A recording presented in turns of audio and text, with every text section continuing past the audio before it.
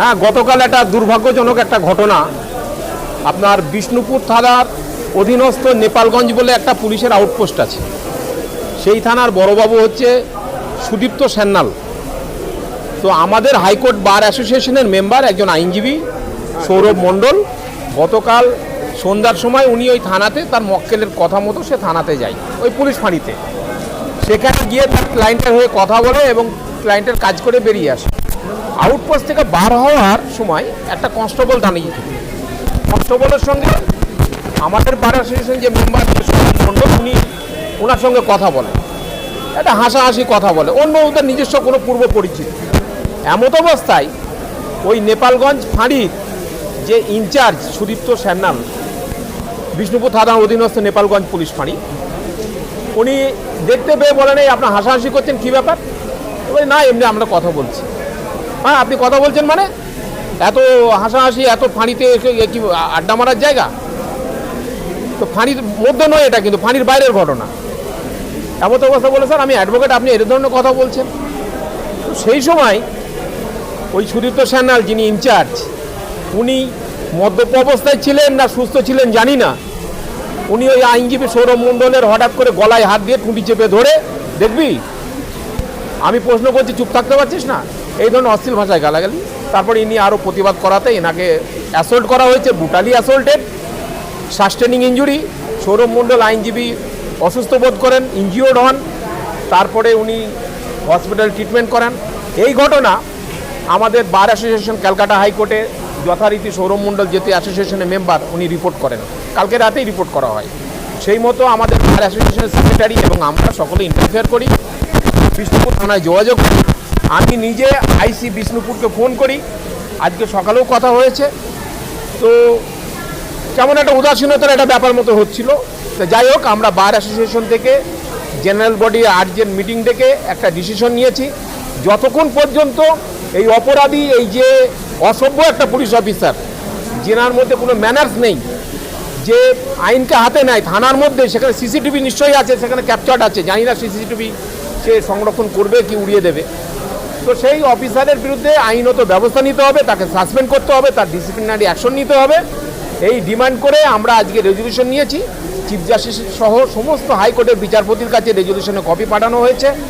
যতক্ষণ পর্যন্ত সংশ্লিষ্ট অপরাধী পুলিশ অফিসারের বিরুদ্ধে যথাযথ আইনি ব্যবস্থা না নেওয়া হয়, ততক্ষণ পর্যন্ত আমরা কর্মবিরতি পালন করব, আমরা কাজে যোগ দেব না।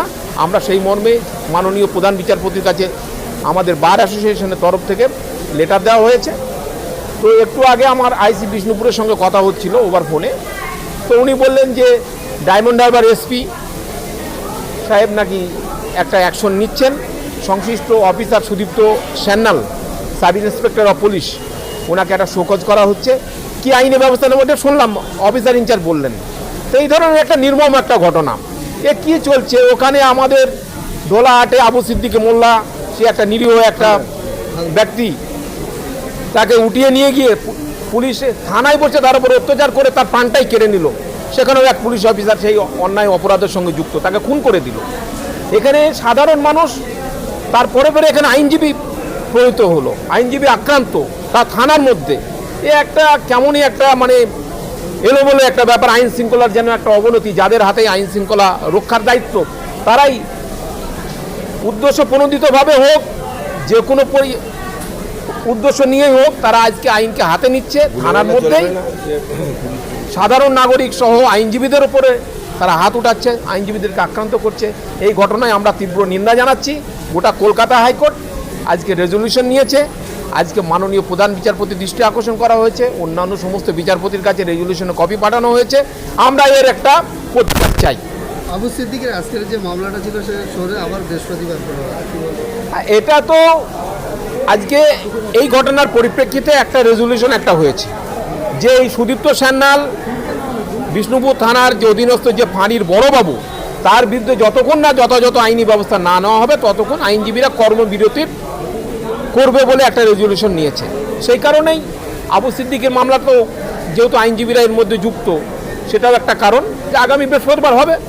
হাইকোর্ট এটা ইন্টারফেয়ার করেছে এবং আমরা আশাবাদী যে একটা দৃষ্টান্তমূলক একটা শাস্তির ব্যবস্থা হবে এবং মাননীয় বিচারপতিও যথাযথ অর্ডার পাস করবেন। আইন মোতাবেক ওরা এই চাকরিতে আছে, সেই আইনে বলা আছে যে তারা কোনো পলিটিক্যাল পার্টি দ্বারা ইনফ্লুয়েন্স হবেন না। আর যদি কোনো পদাধিকারী পলিটিক্যাল পার্টি দ্বারা ইনফ্লুয়েন্স হন তাহলে তা অপরাধ, বিভাগীয় অপরাধ, এবং এই বিভাগীয় অপরাধের কারণে তার চাকরি চলে যাওয়া উচিত। কিন্তু এই যারা বিচার করবেন এই বিচারক যদি নিরপেক্ষ না হন, এই বিভাগীয় তদন্তের যে ক্ষেত্রে যে বিচারক বই তার কথা বলছি, আদালতের নিরপেক্ষতা নিয়েও এখন প্রশ্ন ওঠে, বিভাগীয় তদন্তের ক্ষেত্রে একই। ফলে পুরো ব্যবস্থাপনাটা ভেঙে পড়তে চলেছে। তাই যখন পুরো ব্যবস্থাপনা ভেঙে পড়তে চলে তখন আমাদের সংবিধান বিপন্ন হয়, আমাদের সাংবিধানিক অধিকার বিপন্ন হয়। আর এই সংবিধান ভারতবর্ষের নাগরিকের তৈরি, তাই ভারতবর্ষের নাগরিকের দায়িত্ব হচ্ছে তাদের সংবিধানকে রক্ষা করা। আনিস খানকে হামলা করেছিল জোনা কয়েক পুলিশ, আবু সিদ্দিকীকে জোনা কয়েক পুলিশ হামলা করেছিল। পুলিশ পুরো পশ্চিমবাংলার পুলিশ কিন্তু নয়। সেই জায়গায় সরকার এবং যারা প্রশাসনে রয়েছে তারা এই 2-4 জনকে পুলিশকে উপযুক্ত শাস্তি দিয়ে একটা দৃষ্টান্ত স্থাপন করতে পারত। সেই জায়গায় কার্যত দেখতে পাচ্ছি যে শাসক দল এইসব অপরাধী পুলিশদের পাশে দাঁড়িয়ে যায় এবং বিচার ব্যবস্থাকে ঘোলা করে দেয়। সেই জায়গায় মানুষের যে ন্যায়পালিকার উপরে এবং প্রশাসনের উপরে আস্থা মানে ক্রমশই হারিয়ে যাচ্ছে। কি বলবেন এই প্রসঙ্গে? না, সেটা খুব স্বাভাবিক।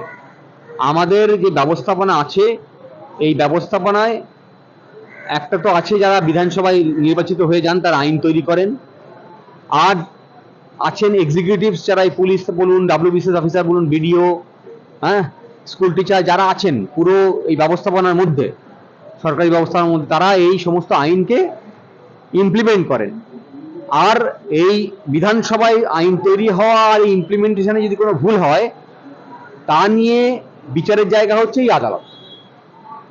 তাহলে এই আদালতকে আরো প্রোঅ্যাক্টিভ হতে হবে। একদিকে যেমন বললাম জনগণকে সজাগ থাকতে হবে, এই আদালতকে আরো বেশি প্রোঅ্যাক্টিভ হতে হবে এবং আদালতই পারে এই মানুষের যে আস্থা হারিয়ে যাচ্ছে দিন দিন, এই প্রেক্ষিতে আবার মানুষের আস্থা ফেরাতে উপযুক্ত রায় দিয়ে এবং যারা অপরাধী তাদেরকে সাজা দিয়ে এবং অল্প সময় সাজা দিয়ে, দীর্ঘদিন ধরে মামলা না চালিয়ে, মামলা যদি ডিলে হয় তখন আমরা জানি আমরা জাস্টিস ডিনাইড হয় বলা হয়।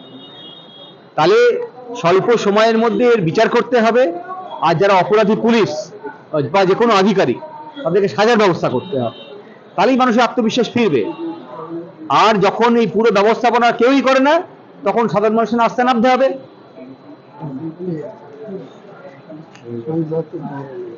এর একটা প্রতিকার চাই। আবু সিদ্দিকের আজকের যে মামলাটা ছিল সে সরে আবার বৃহস্পতিবার করা হয়। এটা তো